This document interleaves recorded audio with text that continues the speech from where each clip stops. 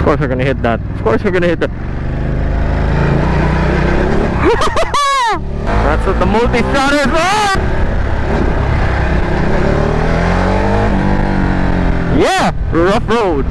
Indulge me guys. I'm bored, but yeah.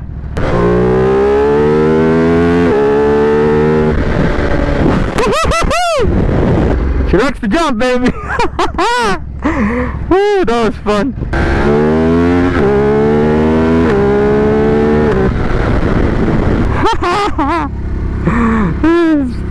Scene, bro. If you guys haven't done anything like that, I suggest you try it. It's very therapeutic.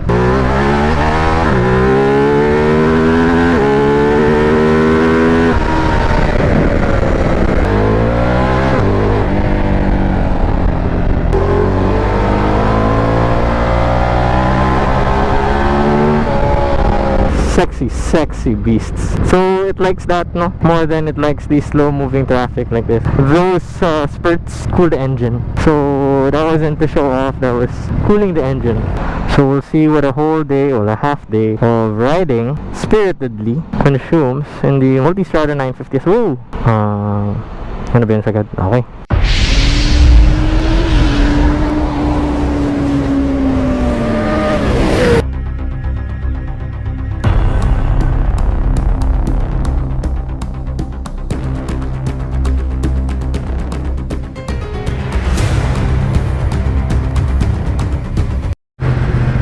Yeah. Thank you.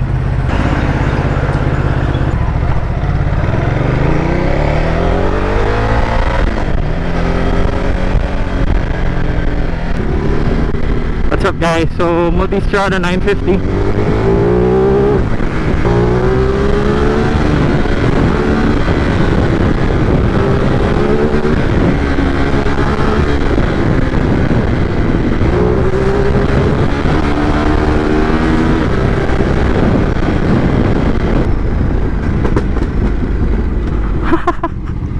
Pumuputok-putok, baby. So it's in sport mode. I don't exactly know what settings they have on sport. Actually no, I can see it. Dynamic quick shifter up and down, traction control 3, ABS 2.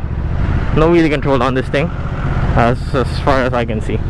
So this is the S version ng 950. Mas maganda suspension niya.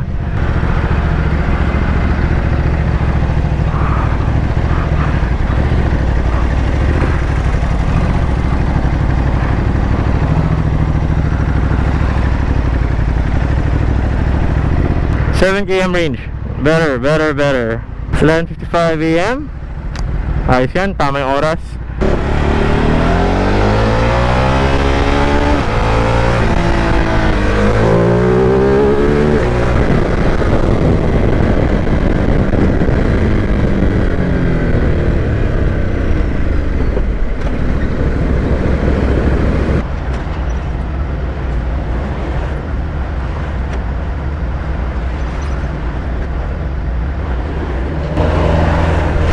So hindi pa na tayo naka full power sa sport, no?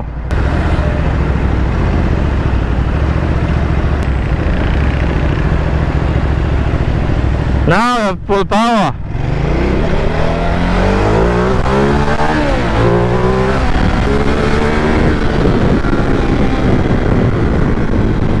So kaya pala hindi ko feel yung, kaya pala parang the V2 is less powerful than the V4, no? But the thing is, it's in medium power, so hindi ko na-enjoy yung power niya to begin with. But that's okay. I mean, it's always nice to start in the mid-power mode.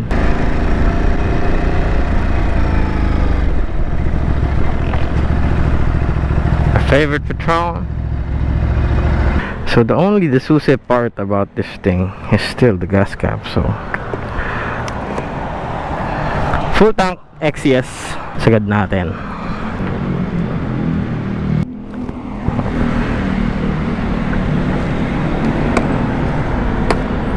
$873, 16 liters. Sakto, 16 liters ah. Parang binilang mo kuya. So what tires we have? Pirelli Scorpion Trails. So we can go to the trails. It's fairly new actually. It's almost brand new. Again, electronic suspension, dual Brembo 320mm caliper. So this is the 950S version. It has electronic suspension. It is the Ducati electronic suspension. So there are 100 different ways you can set up the suspension. It's got the 950, well, 937cc, or in Ducati they call it the 950 engine. It's a V-twin, but it's definitely not half the power of the V4.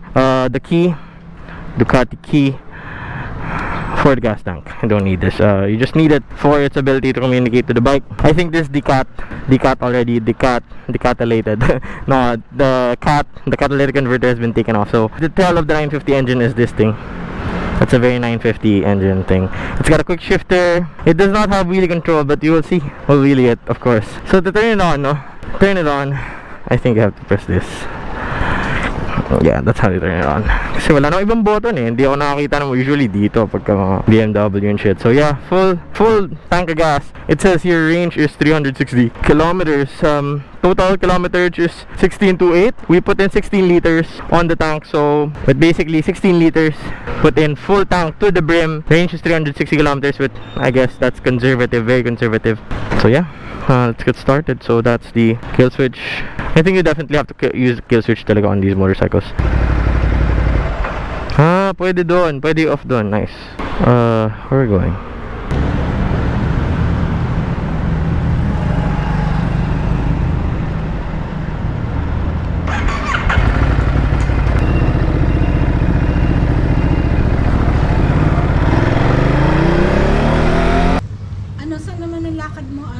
What is up, guys, and welcome to the Ducati Multistrada 950S. So this is the top of the line Multistrada with this engine, the 950 V-twin, well, L-twin. Ducati still calls it a V even if it's an L with a 90-degree pattern. 113 horsepower, 93 Newton meters of torque. I think it rides up to 10,500 RPM. I could be mistaken. The suspension is really where this bike differs itself from the other Multistrada, in that it has electronic suspension. Well, it makes itself different to the lower tier Multistradas. So this is what makes it the more premium. This is what makes it the S of the Multistrada 950 range, is that electronic suspension. So electronic suspension meaning it's active. You don't have to worry about it. And tuning it, if you would like to tune it, is done via the buttons here and the screen up front. This being the newer model, this has the LCD, a good LCD screen. It's very clear, and at night, when the daylight is gone, it senses that it is dark. It will change into night mode. So cool stuff. So we're going here to ride Manila.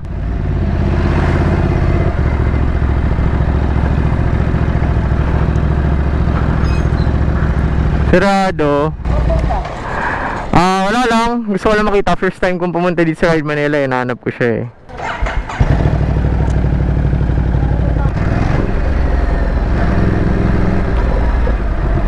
So it's got some clunkiness, no? In the low revs.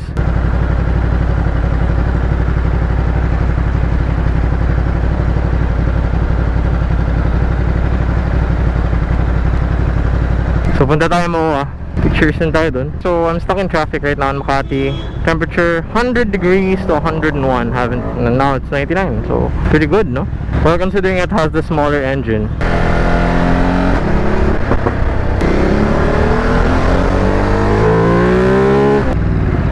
Of course we're gonna hit that. Of course we're gonna hit that.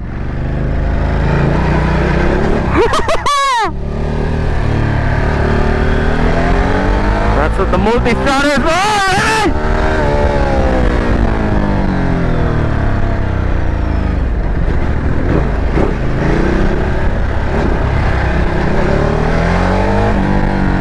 yeah, rough road. Indulge me, guys. I'm bored, but yeah. I really wish I turned off the traction. No, parang could up here. That would be fun. But yeah, rough road test for the Multistrada 950S. Not a lot, but it counts, bro. It counts. So the rough road of Buendia Avenue, going to Pasay, exiting Makati. As you can see, I've got my Enduro ABS mode on. Raw, yeah. And that's just about as much Enduro as I'm gonna be doing with this bike. Well, maybe on Friday I got a few guys to rip with. I don't know, man. We'll check it when we get to good roads. We'll check for the alignment of the bike. But it feels like it's pitching to the left. I'm not entirely sure about that, but we'll check. But in Mo, I'm not so sure, but what we do want to do is take some good ass photos. So I think we'll be able to get through. Ganda naman ang aking just silhouette.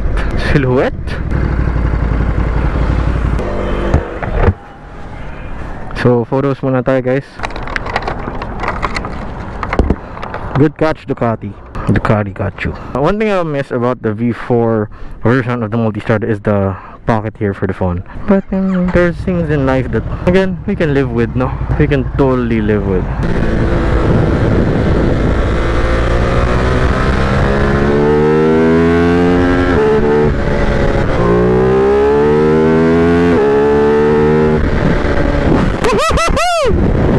She likes to jump, baby. Woo, that was fun.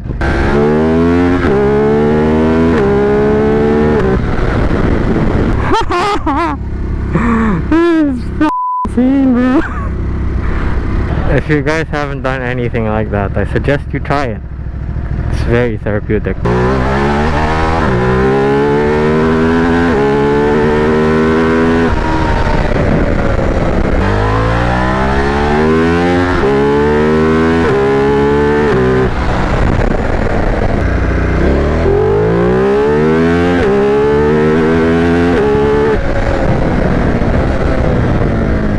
So it's very easy to get into neutral, I would say. It's just shook with no effort, just like plong. It just the neutral just sucks it in.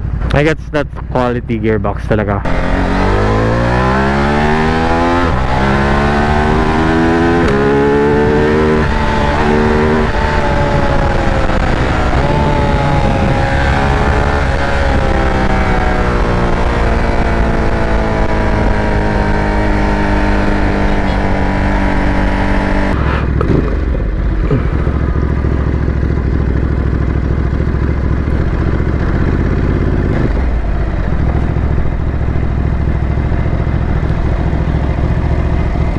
Beautiful.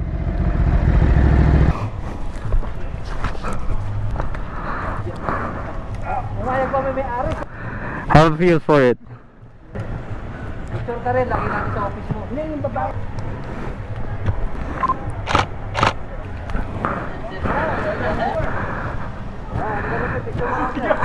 Wala face mask. Para makita.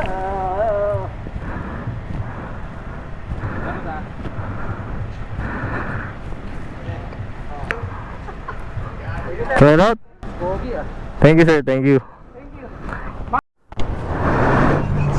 Magkano total, kuya?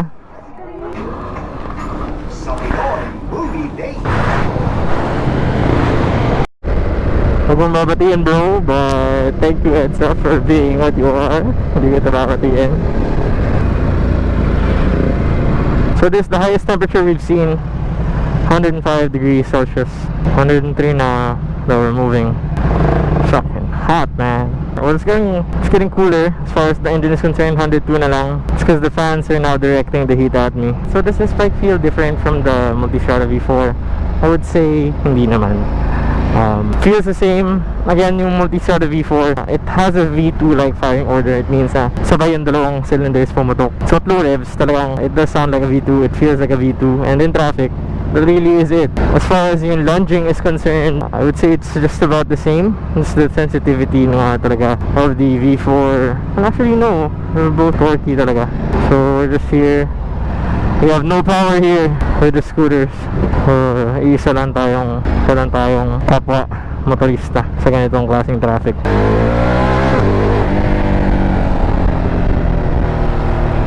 Almost, baby. So as far as the position is concerned, it's practically the same as the V4. Very commanding position. Maneuverability, well, I don't know about the V4 that I rode, and I don't know about this one so much, I guess, since it's only been one day with me. But this bike is not as centered as the V4. I would say the V4 is super balanced. Ito, it leans toward the left. If I no hands, it will veer towards the left, and it's just so much easier to tip this over, I feel, than the V4. I didn't feel like the V4 went overboard, but with this one I felt like it could go overboard more easily. I guess the V4 is more confidence inspiring, even though it's a heavier bike. The V4 for me, well, I guess it's just the settings of this. Maybe this needs some tuning, a bit of a checkup and tune up just to get everything sorted. But the V4 that I rode was very good, very balanced. As far as power is concerned, in this setting you don't really need anymore. I'm at the high power setting for some reason. No, I put it in sport because I mean that's the only thing I know. I've removed the ABS in the back. I don't know why. Wala lang. Trip lang. The temperature now is 104 degrees. It hasn't gotten up higher than 106. So pretty much the Multistrada V4 temperature as well. I haven't heard these fans stay on when I turn the engine off. I don't think they have that feature. Or I haven't turned it off at such a high temperature. The quick shifter, beautiful. The backfire, the pops and crackles, even more, man. Like for me, they're what make it the experience of Ducati everyday ownership. I mean, this has a cat delete, just so you guys know. Baka hanapin nyo pagkabili nyo.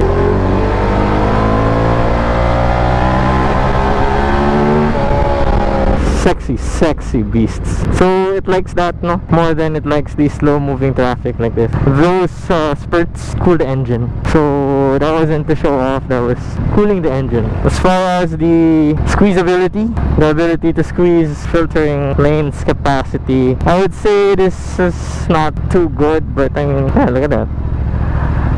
Minsan naman sketchy ones, like you just have to take it car by car, I guess. It was close. And you know, you just gotta have that confidence and the skill to do that. I mean, I don't encourage it to anyone, especially if you're new to riding the city. Syempre, there are things na only city riders that have done it for so long understand, like how the cars react, how the drivers react, how fast they react, how you are able to be seen, no? Taking eye contact, making yourself big, making the necessary sequence of movements, but you're doing things much safer.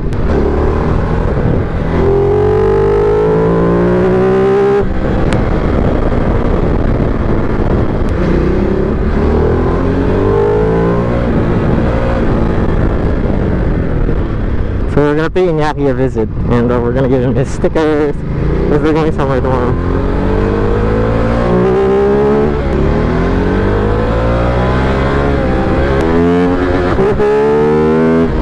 Okay, so we'll get gas here because ayun pa gas iba, and it's relatively cheap.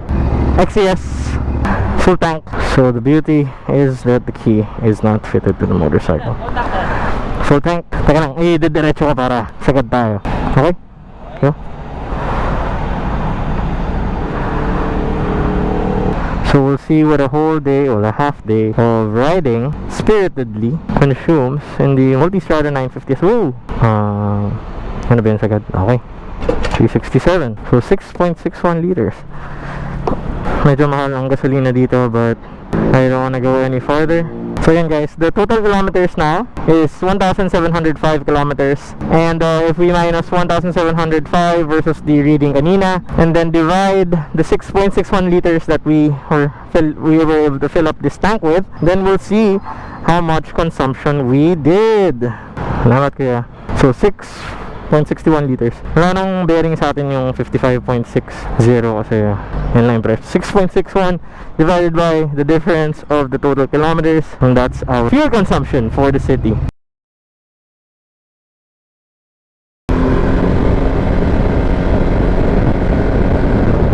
I don't know, but I think the lights here are better than the one in the V4. I'm not entirely sure, no. And I like the light switch better. I like this kind of light switch better for the high beam rather than the one on the V4S. This is an older model, yes, I do understand that, but I know Ducati has a way of listening to the customers, and I can tell you that is a much easier operation. It's also more intuitive, no, to have that push out for high beam square-like, unlike those switches. Makes it feel a bit old, no. I do understand the switches are more robust But for someone with good dexterity, or not everyone has good dexterity, you know.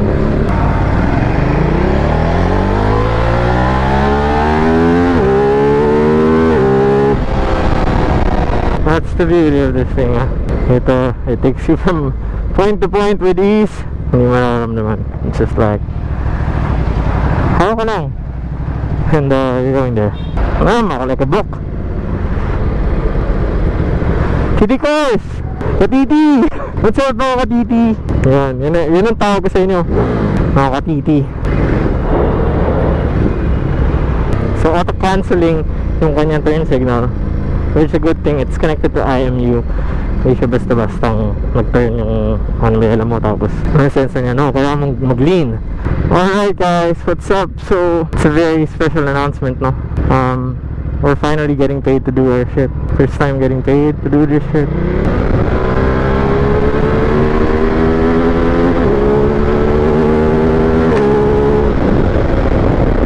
I'm finally getting paid to do what I'm doing. So that's a big hallmark. My first time getting paid. I'm going to be producing a video for them. I'll also be able to do a vlog on this event. Very nice thing to have as well. But yeah, I'm very excited. Again, I hope I don't crash. Yeah, kasi tawa na sa akin. If you might crash, you might crash. It's normal to crash. I'm like, no. I mean, I'm gonna ride the ass off the bike, man. But yeah, very excited.